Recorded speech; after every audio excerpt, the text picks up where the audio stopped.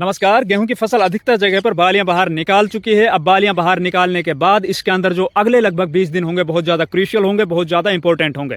इस टाइम के ऊपर जो किसान अपनी फसल को अच्छे से सार संभाल करता है, अपनी फसल के अंदर टाइम टू टाइम वो सिंचाई करता है और बालियों के अंदर अब इस टाइम पर जब पोलिनेशन होगा, इस पोलिनेशन के अंदर आप कुछ सावधानियां बरतते हो तो भैया आपकी जो एक बाली है उसके अंदर आप देखोगे नीचे से लेके, आप देख पा रहे होंगे ना, यहाँ से नीचे से लेकर ऊपर तक कंप्लीट इसके अंदर दाने भर जाएंगे। अगर आपकी एक छोटी सी लापरवाही इस टाइम पर हो जाती है तो इसके अंदर जो दानों का भराव है वो कहीं ना कहीं रुक जाएगा। या आप देखोगे गेहूं की बाली के अंदर ना आपको ऊपर का जो हिस्सा है ना वो खाली मिलेगा। तो भैया आज इस वीडियो में अपन बात करेंगे, जब हमारी गेहूं की फसल बालियां बाहर निकाल देती है तो बाहर निकालने के बाद हमें वो कौन सी सावधानियां बरतनी चाहिए, किस तरह से हमें कृषि कार्य करने चाहिए ताकि हमारे गेहूं का जो उत्पादन है वो 35 क्विंटल पर एकड़ तक निकल सके। तो भैया अगर अभी तक आपने ये चैनल सब्सक्राइब नहीं किया है तो भैया जल्दी से जल्दी इस चैनल को सब्सक्राइब कर लीजिए, क्योंकि इस चैनल के ऊपर आपको खेतीबाड़ी और खेतीबाड़ी से जुड़ी हुई वो सभी जानकारियां मिलती है जिनकी मदद से आप एक बढ़िया उत्पादन ले सकते हो और खेती के अंदर आप एक नई ऊंचाई पर पहुंच सकते हो। तो सबसे पहले अपन बात करते हैं गेहूं की फसल के अंदर जब बालियां निकलती है वो कौन सी अवस्था होती है। तो देखिए भैया, अक्सर चाहे कोई सी भी वैरायटी आपने अपने खेतों के अंदर लगा रखी हो,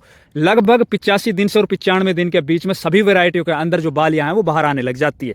और आगे आने वाले जो 10 दिन होते हैं ना, उन कंप्लीट 10 दिन के अंदर पूरे खेत के अंदर जो बालियां हैं वो पूरी बाहर आ जाती है। अब जब बालियां बाहर आ जाती है तो उसके बाद इसके अंदर होता है पोलिनेशन। जैसे कि आप देख पा रहे होंगे इसके अंदर जो ये बूर दिखाई दे रहा है, तो जो ये बूर है ना भैया, यही इसके अंदर फूल है।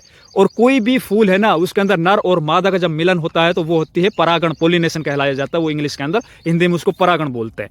और इसी से इन बालियों के अंदर जो दाने बनेंगे ना वो काम स्टार्ट होगा अभी। और इस बाली के अंदर आप देख पा रहे होंगे पोलिनेशन का काम है वो अब स्टार्ट हो चुका है। किसी भी फसल का बढ़िया उत्पादन लेने का सबसे बड़ा मूल मंत्र होता है कि उस फसल का जो पोलिनेशन है, परागण है ना, वो स्वस्थ और अच्छे तरीके से होना चाहिए।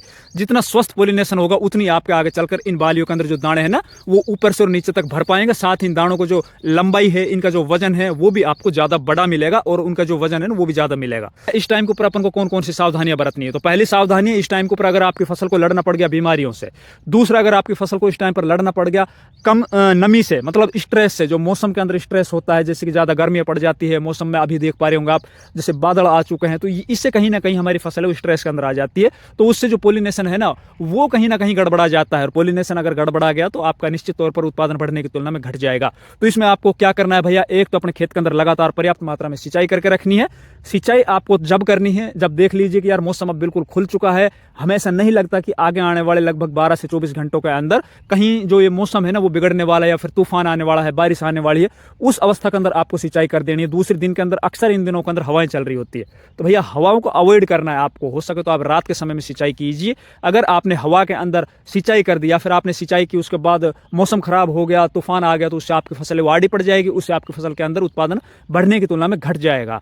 वैसे एक मोटा मोटी अगर मैं बताऊं तो पड़ी हुई फसल में और खड़ी हुई फसल के अंदर लगभग 30 से और 50% तक उत्पादन का डिफरेंस आता है, फर्क आता है। इसलिए ये सावधानी रखनी है, सिंचाई करनी है, सिंचाई खुले मौसम में करनी है। दूसरा, इसके अंदर आपको ये ध्यान रखना है कि भैया इस टाइम के ऊपर जब इसके अंदर पोलिनेशन हो रहा है, इसके अंदर दानों में दूध भराई का काम स्टार्ट अब आगे चलकर होगा, मतलब दानों का अंदर दूध भरेगा। तो इस टाइम के ऊपर अगर आपकी फसल को बीमारी से लड़ना पड़े, फसल का उत्पादन प्रभावित होगा, तो इसके ऊपर बीमारी अगर अपन बात करें तो बीमारी दो तरह की आएगी। एक तो आप देख पा रहे होंगे भैया आपकी फसल है वो पीली पड़ जाएगी। पीली पड़ने का कारण होता है रस्ट। अगर आपकी फसल के अंदर येलो रस्ट लग जाता है, ब्राउन रस्ट लग जाता है, तो कहीं ना कहीं आपकी फसल है वो क्लोरोफिल नहीं बना पाएगी, क्योंकि बगैर क्लोरोफिल के आपको भी पता है भैया पौधा है वो भोजन नहीं बना पाता है सूर्य के प्रकाश लेकर। और पौधा अगर भोजन नहीं बनाएगा तो पौधा सूख जाएगा, क्योंकि अभी इस टाइम के ऊपर पौधे को ज्यादा भोजन बनाने की आवश्यकता पड़ेगी। और उसके लिए आपकी जो फसल है बिल्कुल हरी भरी होनी चाहिए, रस्ट मुक्त होनी चाहिए, किसी भी तरह की बीमारी से मुक्त होनी चाहिए, तभी वो ज्यादा दिन के अंदर भोजन बनाकर इन बालियों तक वो उस भोजन को पहुंचा पाएगी। आगे इनके अंदर जो दूध भराई होगी, दूध भराई से जो आगे चलकर दानों की जो मोटाई होगी वो अच्छी होगी। तो इस टाइम पे भैया आपको रस्ट से भी अपनी फसल को बचा के रखना है। रस्ट से बचाने के लिए आपको समय समय पर अपनी फसल को देखते रहना है। अगर आपको ये लगे कि भैया मेरी फसल में रस्ट लग चुकी है तो उसी टाइम पर आपको बगैर कोई देरी किए अपन को फंजीसाइड का स्प्रे कर देना। जैसे कि नेटिव आता है, मिस्टर टॉप आता है, कस्टोडी आता है, बाजार में लेके आइए और इनको अपने खेतों के अंदर स्प्रे कर दीजिए। दूसरा, इस टाइम के ऊपर आप देख पा रहे होंगे भैया एक और प्रॉब्लम आती है। देखिए ये वाली, ये आप देख पा रहे होंगे, ये भी एक फंगस जनित बीमारी है, इसको कर्नाल बंट बोलते हैं। इसके अंदर भी यही फंजीसाइड जो मैंने अभी आपसे बताया है ना, नेटिवो है, एमिस्टार टॉप है या फिर कस्टोडियो है ना, उनकी स्प्रे कर दीजिए। और ये बीमारी अगर आपके खेत में आ गई तो इसमें तो भैया एक दाना भी नहीं बचेगा आपके खेत के अंदर। बता रहा हूँ, आपकी बाली है ना वो पूरी की पूरी तरह काली पड़ जाएगी, खत्म हो जाएगी। और एक खेत से दूसरे खेत के अंदर बहुत तेजी से फैलती है। तो इसको आप पहले तो उस पौधे को जो बीमार ग्रस्त है ना उसको उखाड़ के कहीं जमीन के अंदर नीचे दबा दीजिए, गड्ढा खोद के। उसके बाद इसके अंदर दूसरी बीमारी लगेगी माहू की। जैसे जैसे टेम्परेचर बढ़ता जाएगा तो इसमें माहू आएगा।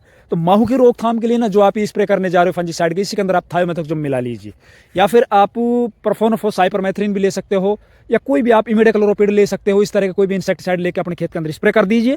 दोनों बीमारी से आपकी फसल वो बच जाएगी। टाइम टू टाइम, इस टाइम पर आपको क्या करना है, सिंचाई करना है। अगर आपने अपने खेत के अंदर NPK 05234 की स्प्रे नहीं किया है तो आप इस टाइम के ऊपर NPK 0050 विद बोरोन का स्प्रे कर सकते हो। इसकी जो मात्रा रखनी है 1 किलो पर एकड़ के हिसाब से NPK और 100 ग्राम पर एकड़ के हिसाब से आपको बोरोन लेनी 20% वाली।